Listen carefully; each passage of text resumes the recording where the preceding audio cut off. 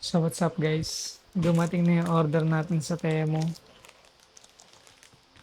Temu, Aula, F75. Tingnan natin kung bato o hindi. Nakakuha ko siya ng 873. So meron siyang discount card na nagiging 973 minus 100. Yung iba nakakuha ng 500 discount eh. Kaya nagiging 400. Pero ito, sana natin guys.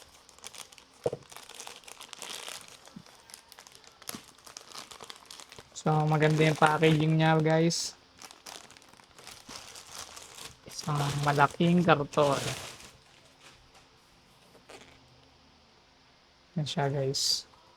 So buksan pa natin ang isa.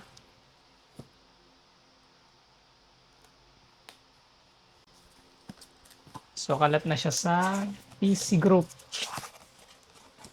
Kaya ang dami nakakuha ng keyboard. Mechanical keyboard na wireless. So ano. Mabigat niya guys. Mabigat. Baka bato to. F75.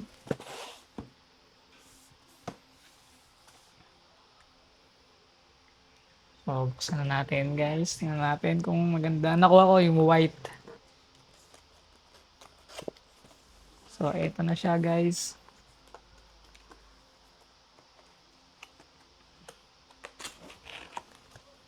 Ooh. Tingnan nyo guys. Meron siyang plastic.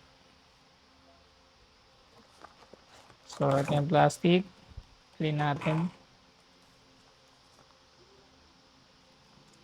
Paperworks. Kung ano-ano. So ito na yung keyboard guys. Legit siya guys. Legit. Legit na keyboard. So ito siya guys. Tinang hanap tayo na magandang kuha.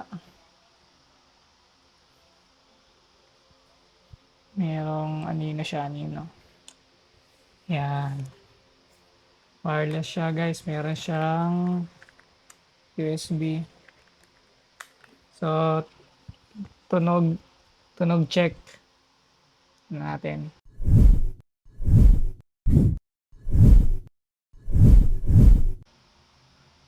So tunog check tayo. Lapit natin yung mic.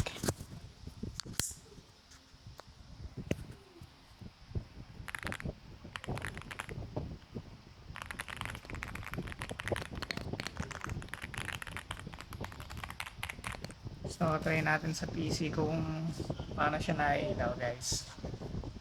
So, habang nagbubukas tayo ng PC, meron nga pala itong laman na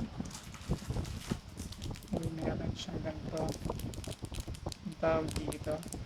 Pag may nasira doon sa loob, keycaps pa to, hindi keycaps eh. May dalawa siyang pirasong sayon. Tapos may pangkuha ng keycaps. At saka wire. Meron din siyang wire.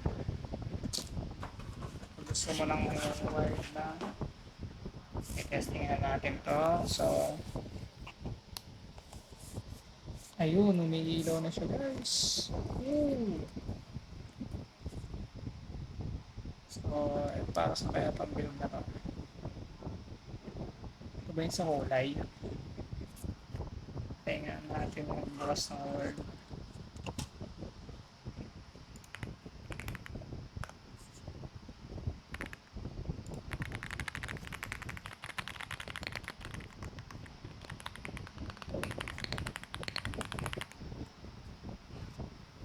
Tatanaw na.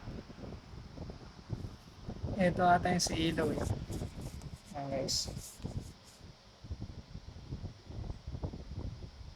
Para umilaw.